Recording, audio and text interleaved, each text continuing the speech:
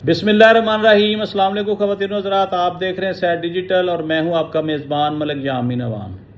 नाज़रीन, 29 जून 2026 को दो गैर मुल्की ख़वातीन पाकिस्तान आई और उनको VIP प्रोटोकॉल के साथ रज़ा डार ने एयरपोर्ट से रिसीव किया।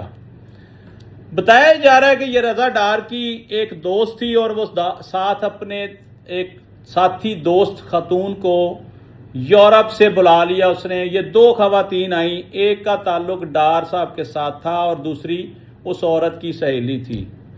ये दोनों खवातीन लाहौर में इनकी VIP गेस्ट थी। ये जो रज़ा डार हैं ये इसहाक डार साहब के नवासे हैं, बताया जा रहा है।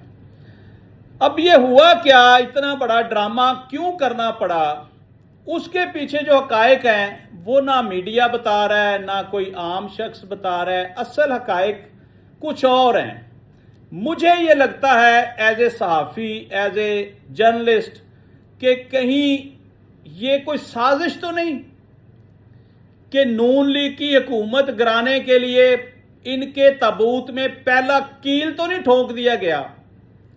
ये ताने बाने कहाँ जुड़ रहे हैं, इसके मकासद क्या हैं। नवाज शरीफ फैमिली के अंदर दराड़ें इस बात से पड़ गई हैं, ये लोग आपस में गुत्थम गुत्था हैं, लड़ाई हो रही है इनके अंदर। इसहाक डार साहब जो हैं वो अपनी फैमिली को डिफेंड कर रहे हैं और मरियम नवाज जो है वो अपनी कुर्सी को डिफेंड कर रही है।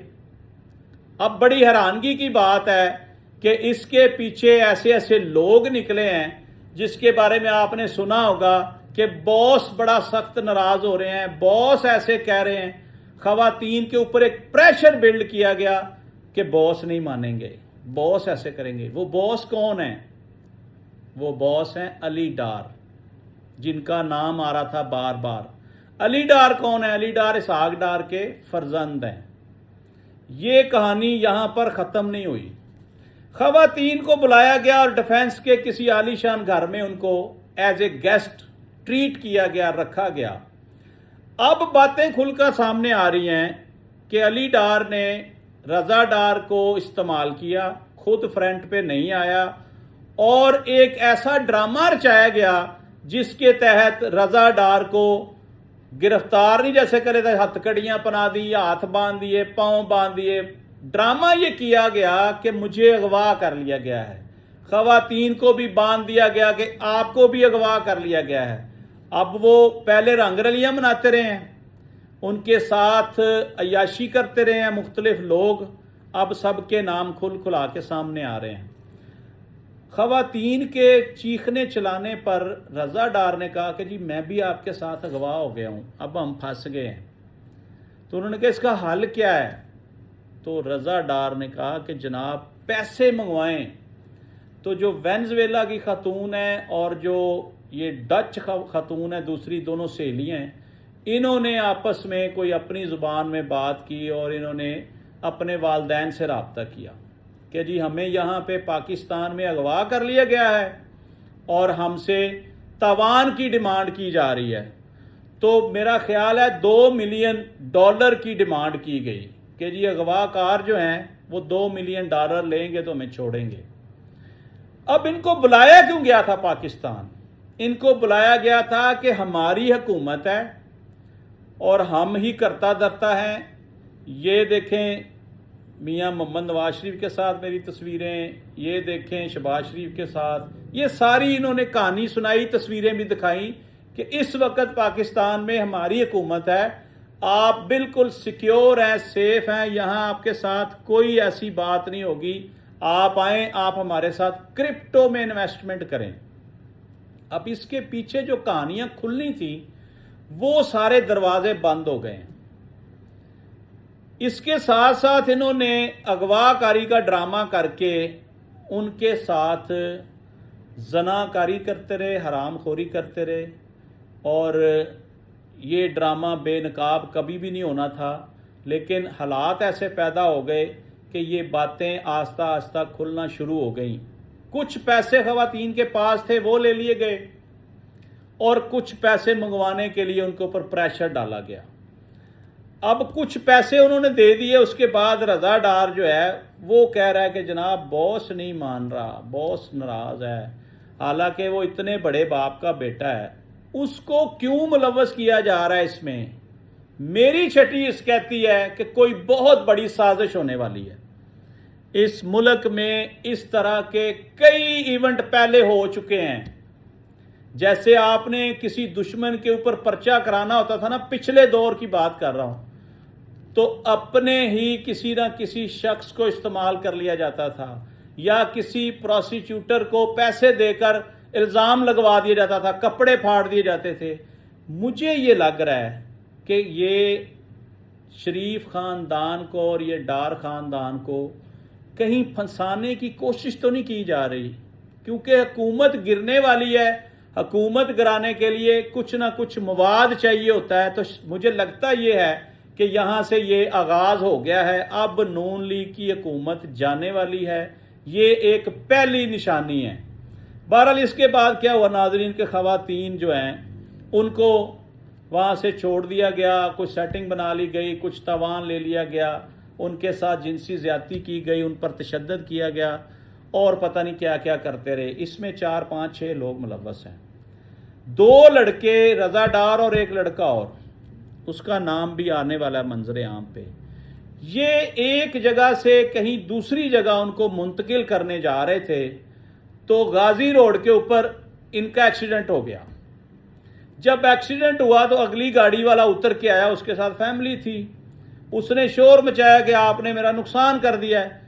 انہوں نے اس کے ساتھ بدتمیزی کی، کیونکہ یہ بکھلائے ہوئے تھے اور یہ بھاگ رہے تھے۔ اگر آپ ان کی ویڈیو فوٹیج دیکھیں تو زگ زیگ گاڑی کرتے ہوئے سڑکوں پہ بھاگ رہے ہیں، جیسے ان کے پیچھے پولیس لگی ہوئی ہے۔ یہ گتھم گتھا ہو رہے تھے۔ خواتین دروازوں سے نکل کے بھاگ کے انہوں نے چیخو پکار شروع کر دی، خواتین سڑک پر لیٹ گئیں۔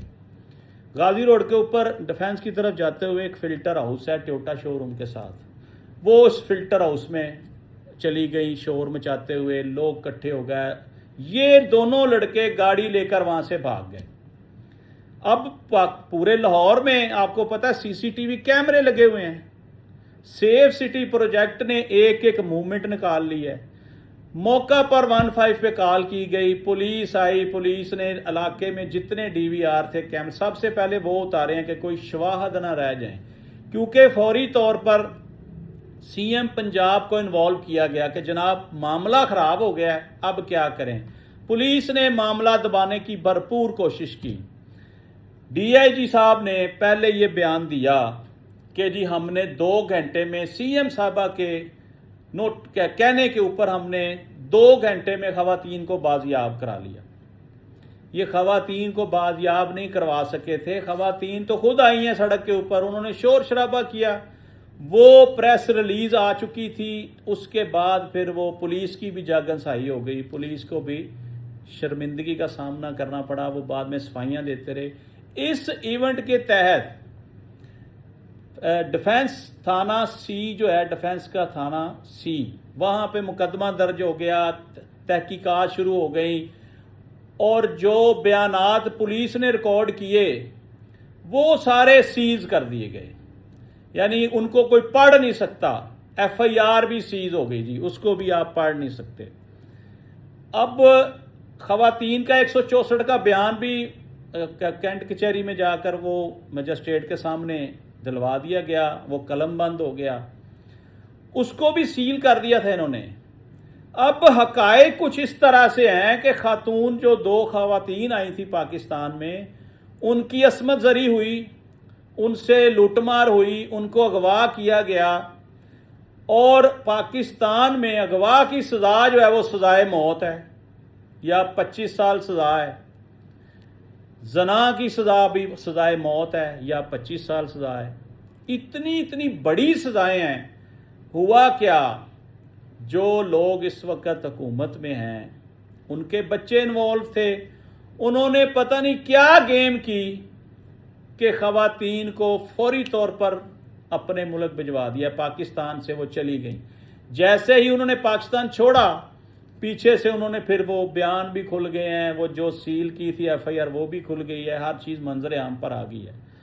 اب میرا یہاں کہنا یہ ہے کہ کچھ بھی نہیں ہوگا، ये केस बंद हो जाएगा अगर इस मुल्क में अरबों खरबों लूटने वाले पकड़े गए, शवाहद मिल गए और उनके खिलाफ कोई कार्रवाई नहीं हुई आज तक, उनको सजाएं होने के बाद भी उनको रिहा कर दिया गया, बरी कर दिया गया, तो ये तो उनके बच्चे हैं, हुकूमत भी उन्हीं लोगों की है, इनको सेफ किया जाएगा। क्योंकि खवातीन चली गई हैं, अब ना किसी ने पैरवी करनी है, ना कोई आएगा ना कोई जाएगा। ये 4 दिन 8 दिन 10 दिन लगेंगे, ये लोग जेलों से बाहर आ जाएंगे, ये बरी हो जाएंगे, शवाहद ही नहीं मिलेंगे, मुद्दई नहीं मिलेगा। ये है हमारे मुल्क का सच, कड़वा सच। यहाँ लोग हमें मुतालबा कर रहे हैं कि जी आप इस पे बात करें कि CCD के जो सरबराह हैं सुहेल ज़फ़र चट्टा साहब, उनका इम्तिहान शुरू हो गया है। लोग वेट कर रहे हैं कि क्या गरीबों के नेफों में पिस्तौल चलता था या गरीबों के ऊपर जो है वो हमले हुए, उनको हाफ फ्राई फुल फ्राई। ये जो अमीर ज़ादों की औलादें हैं, इनके नेफे में क्यों नहीं पिस्तौल चल सकता? इनके साथ क्यों नहीं ऐसा हो सकता कि ये मौका वारदात जो है वो हम ले जा रहे थे मुलजमान को, उनकी फायरिंग होगी आमने सामने, उनके साथियों ने अपने साथियों को छुड़वाने के लिए फायरिंग की, पुलिस की जवाबी फायरिंग से फलां फलां बंदा मारा गया। अब यहाँ सुहेल ज़फ़र चट्टा साहब आपका इम्तिहान शुरू हो गया है। अगर आपने इन मुलजमान को वही सज़ा दी जो पाकिस्तान में जुर्म करने वालों को अब तक आपने सज़ाएं दी हैं, तो आप इस मुल्क के हीरो। अगर आपने इनको रियायत दी या इस तरफ देखा ही ना, तो फिर पाकिस्तान की हिस्ट्री में आपको कभी भी हीरो तस्लीम नहीं किया जाएगा। फिर लोग आपके ऊपर बात करते रहेंगे कि एक अफसर आया था ऐसा जिसने पंजाब से गंद खत्म कर दिया था, जिसने पंजाब को पूरा सिक्योर कर दिया था, जुराइम का खात्मा कर दिया था।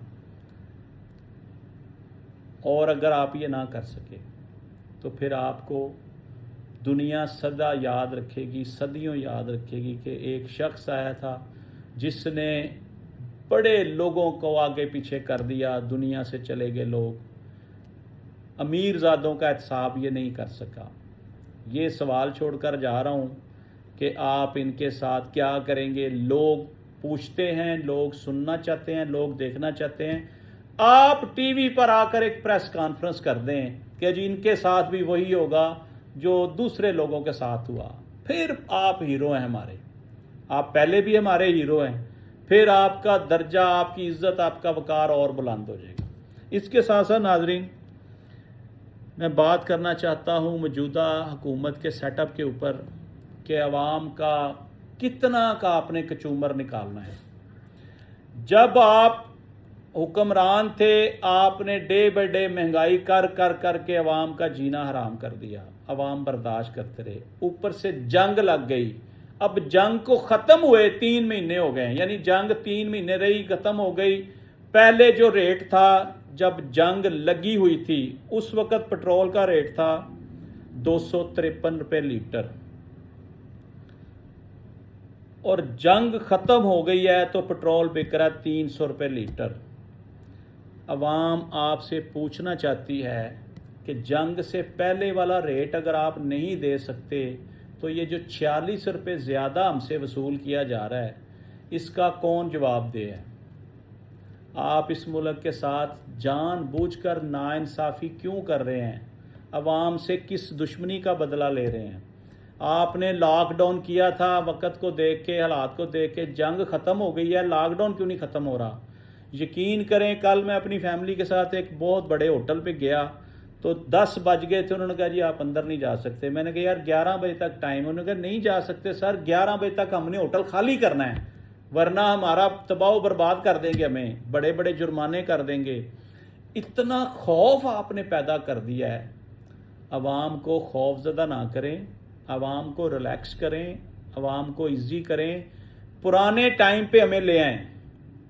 या तो इस कौम के ऊपर एक नेकी करें, आपकी इस नेकी को सदियों याद रखा जाएगा। एक ऐसा कानून पास करें जिसके तहत सुबह 8 बजे दुकानें खुलेंगी, सुबह 8 बजे तमाम कारोबारी मराकज़ खुलेंगे और शाम 6 बजे बंद हो जाएंगे। یہ اس قوم کے اوپر احسان کریں. ہوٹلز ہیں، بیکریز ہیں، ان کا ٹائم جو ہے آپ کر دیں رات 12 بجے تک. اس قوم کے اوپر یہ احسان کریں. یہ باتیں آپ کو آپ کے مشیر نہیں بتاتے.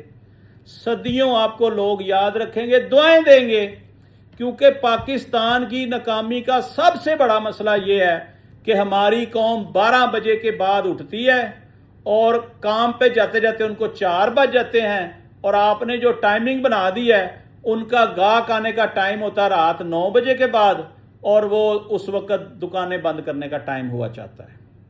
یعنی کہ گنجی نہائے گی کی تے نچوڑے گی کی. اس ملک کے ساتھ ناانصافیاں ہر بندے نے ناانصافیاں کی ہیں. آپ کم از کم یہ ناانصافی نہ کریں. 4 دن کا آپ کا اقتدار ہے، اقتدار ختم ہونے والا ہے. عوام کو فیسیلیٹیٹ کر دیں، عوام کے اوپر ایک احسان کر دیں، ایسی ٹائمنگ بنا دیں لوگ فجر کے ٹائم اٹھیں گے، نماز بھی پڑھیں گے اور ٹائم پہ جا کے اپنے کاروبار بھی چلائیں گے. معیشت بھی سٹرونگ ہوگی اور لوگ ہنسی خوشی اپنے بزنس بھی کریں گے، اور شام کو سکون سے گھر آ کے نیند بھی پوری کریں گے. ہم لوگ سوتے ہیں صبح 3 بجے 4 بجے. یہ ہمارے پورے پاکستان کی روٹین ہے جس نے ہمارے پاکستان کا سارا سسٹم تباہ و برباد کر دیا. یہ احسان کر دیں ہماری قوم کے اوپر کہ ٹائمنگ اس طرح کی بنا دیں. 8 بجے سارے کاروبار شروع ہوں گے، 6 بجے بند. پیٹرول پمپ 24 آور چلیں، میڈیکل سٹور 24 آور چلیں، بیکریاں، ہوٹل، کھانے پینے کے جو کام ہیں ان کو 12 بجے تک ٹائم لے جائیں، 10 بجے تک لے جائیں. کیونکہ جو لوگ 6 بجے کام سے گھر آ جائیں گے انہوں نے 8-9 بجے تک سو جانا ہے، تبھی وہ صبح اذان کے وقت، نماز کے وقت، فجر کے ٹائم اٹھ سکیں گے. یہ تھی گزارشات جو آپ کے سامنے پیش کر دی ہیں. ناظرین، آج تک کے لیے اتنا ہی. اپنے میزبان ملک یامین اوان کو اجازت دیجیے اس دعا کے ساتھ کہ اللہ تعالیٰ ملک پاکستان کی حفاظت فرمائے اور ہمارا ملک دن دگنی رات چگنی ترقی کرے. ہمیں اللہ تعالیٰ نیک اور اچھے اور دانشور اور عقل مند حکمران عطا فرمائے. پاکستان زندہ باد.